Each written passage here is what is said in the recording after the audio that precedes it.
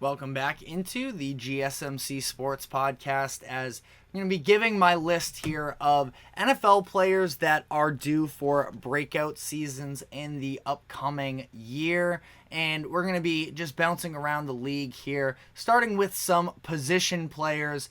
And first name I have here is Michael Wilson, wide receiver for the Arizona Cardinals. He was the Cardinals' third leading receiver last season with 568 yards behind Trey McBride and Hollywood Brown. He did so on just 38 receptions, which was good for 14.9 yards per catch. That ranks just outside the top 20 in the league at 22.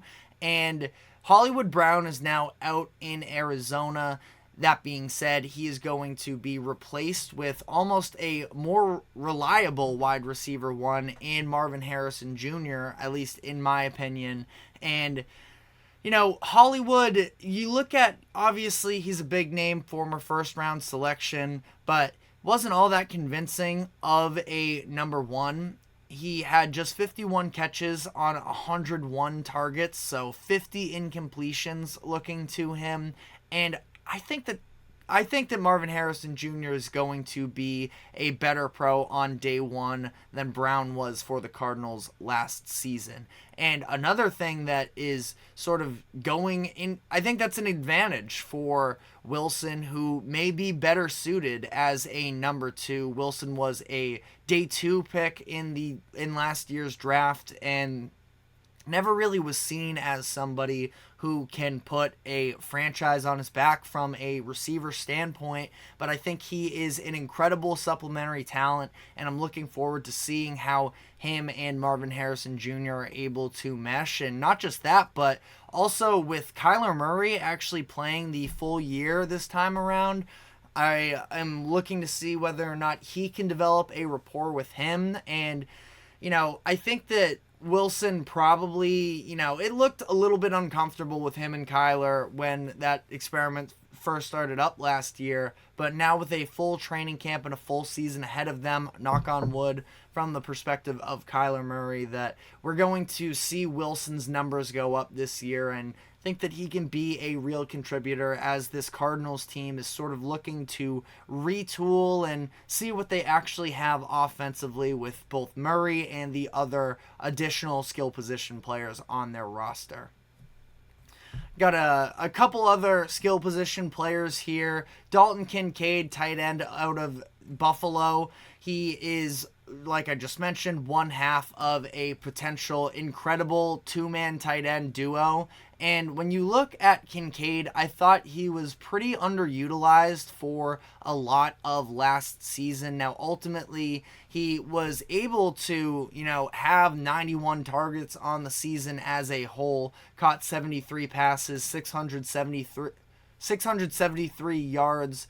I kind of anticipated him being a little bit more of a red zone threat. You look at his size, he's 6'4", 240, so he's got a good amount of bulk on him, and I do think that he can develop into that more, but I also fully believe that he can play in space. I think that him and Dawson Knox are both very athletic tight ends that they're going to be able to run a variety of different looks with, so Kincaid is somebody that I was really high on when he came out of Utah last year in the draft. Bills ended up taking him in the first round, and I am definitely high on him. And I'm also high on another tight end that was taken just 10 picks after Kincaid in last year's draft, in Michael Mayer, tight end out of he was at Notre Dame. Now he just played his rookie season with the Las Vegas Raiders. And all of the eyes right now are, of course, on Brock Bowers, who the Raiders took in the first round of this past year's draft.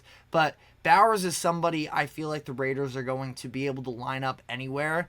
And I think that it's another situation where, even with the multiple bodies at the position, I still feel like Mayer is going to be able to have success. So we'll see. I'm sort of betting on the pedigree here with Mayer because he's been incredible for a number of years, like going back to Notre Dame, and my biggest concern in terms of why Mayer wouldn't be able to have a breakout year this season is because there are questions at the quarterback position. We don't know who the starter is going to be just yet between Gardner Minshew and Aiden O'Connell. That's going to be a battle during training camp. I feel like it's probably going to end up being Gardner Minshew, but we'll see there. But Mayer is somebody who has plenty of talent. And again, maybe I'm jumping the gun. Maybe it's a year from now when he has a better quarterback option. And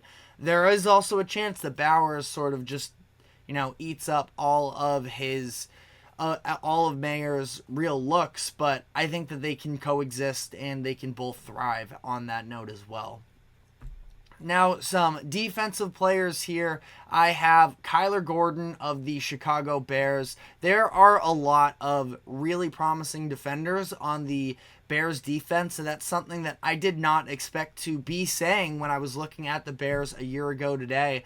But they have built up, a number of different young pieces that can be real impact players. I would say that Jaquan Brisker has already broken out. You have others, Tyreek Stevenson, who just got a new deal this offseason. He's a big-time player for them. Jalen Johnson and Kyler Gordon kind of got lost in the mix, I feel like, this past season. And part of that was because he was dealing with a hand fracture after week 1 that kept him out. I believe it was until week 6, but once he came back, we saw his coverage numbers improved upon. He was playing a little bit of a different role this time around where he was being used a lot more as a nickel cornerback. Like I mentioned, there were some actual more bodies in that secondary that the Bears were able to trust. And we'll see how Gordon is used this upcoming year. But, I decided to choose him as the highlight player of someone who can look to break out, but I do feel like there are a number of names on that Chicago defense that we could be looking at, and I do trust Matt Eberflus, I think, in terms of being a defensive mind. Now, offense is obviously where the Bears are going to have to be looking because of the investment into quarterbacks in recent years, but I think the Bears are in a very good position moving forward here. I also have Christian Gonzalez, another young cornerback playing for the New England Patriots, and he was on his way towards being, I think, Pro Bowl conversation. He was incredible at the beginning of the season, at least for what he was asked to do as well, when he ended up getting hurt in week 4 against the Cowboys. But through the Patriots' first 3 games last year, they played the Eagles, the Dolphins, and the Jets. And, Gonzalez spent the majority of his introduction to the NFL guarding A.J. Brown and Devontae Smith, Tyreek Hill and Jalen Waddle, and Garrett Wilson. And I thought he really held his own, especially how he was the number 1 option to slow down Tyreek Hill. And the job that he did in week 2, I think it was on Sunday Night Football, I thought he did a phenomenal job, and I'm expecting him to return to form. I thought that he was the best cornerback coming out in the 2023 draft at the time, and what I saw from him on the field, granted in limited playing time, was a positive that I believe is going to be able to sustain in the coming years. Tuli Tuipulotu as well, out of the Los Angeles Chargers, an edge rusher that really came onto my radar when I was watching a Patriots game, actually, and it was his 1 tackle of the game, but he was actually in on the play that injured Ramondre Stevenson. He made just an excellent play where he came off of the edge. He sort of hugged that line of scrimmage, just ran down the offensive line, and he ended up, dropping Ramondre Stevenson, and it ended up being a little bit of that hip drop tackle that the NFL outlawed this season. But I just thought the discipline and the way that he was able to crash off the edge was really impressive, and it showed an understanding of what it takes to be a run stopper, and that's backed up by the statistics as well with him, where he was 4th out of all edge rushers for defensive run stops according to Pro Football Focus last year. Somebody who has some pedigree behind him, was a 2nd round pick in last year's draft. could have a lot of room to grow, I think, as a pass rusher. 4.5 sacks is nothing to, laugh at by any means, but Tuipulotu is somebody that I think could continue to build on that aspect of his game and end up being a really high quality player in the NFL for years to come. Especially, again, considering the fact that, again, we'll see what happens with the pass rushing, but an edge rusher who isn't a liability in the run game is also a massive positive in my books.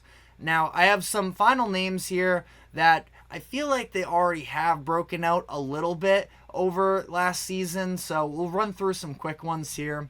Boye Mafe of the Seattle Seahawks, defensive end. He had 9 sacks last season, so this is, again, a little bit on the safer side of breakout candidates. You can argue he's already, done that, but I expect that he's going to take another step forward as well with Mike Macdonald in charge of that defense in Seattle. Of course, McDonald was the defensive coordinator for the Ravens and had a lot of success there. I believe in him as a coach, and I think that Boye Mafe is somebody with a lot of potential that is going to benefit from having, a new face in those meetings, somebody who has a defensive background and can look to unlock him a little bit more. Jeremiah Owusu-Koramoah is another player that really came on, I would say, especially in the latter half of the season. Linebacker for the Cleveland Browns, started 13 games, really started getting more consistent playing time around week 10. From then on out, he played in at least 72% of the Browns defensive snaps, 72 tackles, 72 solo tackles, 101 combined on the year in limited playing time. He's going to be the full-time starter for Cleveland next season, and I think he can be in the ballpark of 150 total tackles this upcoming season, be in that top 10, maybe even closer to top 5. The defense was unbelievable last year, and he's somebody that I would put stock into as to being able to emerge as one of the faces for the defense moving forward. Myles Garrett gets all the credit, but they have players on all 3 levels. Denzel Ward in the secondary. Maybe Owusu-Koramoah is somebody who can, put himself, I wouldn't say Myles Garrett tier because he's kind of in his own stratosphere there, but somebody that is, one of the leaders of that defense for years to come. And then Ifeatu Melifonwu, another player that became a full-time starter in week 14 for the Detroit Lions, plays safety for them, and his ability to come up the field and apply pressure as a pass rusher is what jumps off the screen to me and to others as well. But the fact that he also grades out well in coverage is something that, this is a Lions defense that was far from even competent just 2 years ago, but now they have a number of young pieces that they feel like they can build around. Hutchinson is obviously the headliner there. Some of the other first, second round selections, a Brian Branch, a Jack Campbell, some of these other players, Anzalone is in there as well, but Melifonwu is a really exciting player, and I think that, he is in for another big year ahead of him. But let me know what other players you guys think are going to step up and surprise a lot of people in the upcoming NFL season. Again, really looking forward to being able to cover some more NFL as the year goes on here. But we are now going to be taking our next break, and we're going to be switching gears to the MLB. The All-Star festivities kick off tonight with the Home Run Derby. So we're going to be looking through a combination of tonight's Derby and with the All-Star game tomorrow, just some of the lines, the betting lines, and some of the things that stand out to me around the event. So we will be diving into that. But first, a quick break. Don't go anywhere. We will be right back.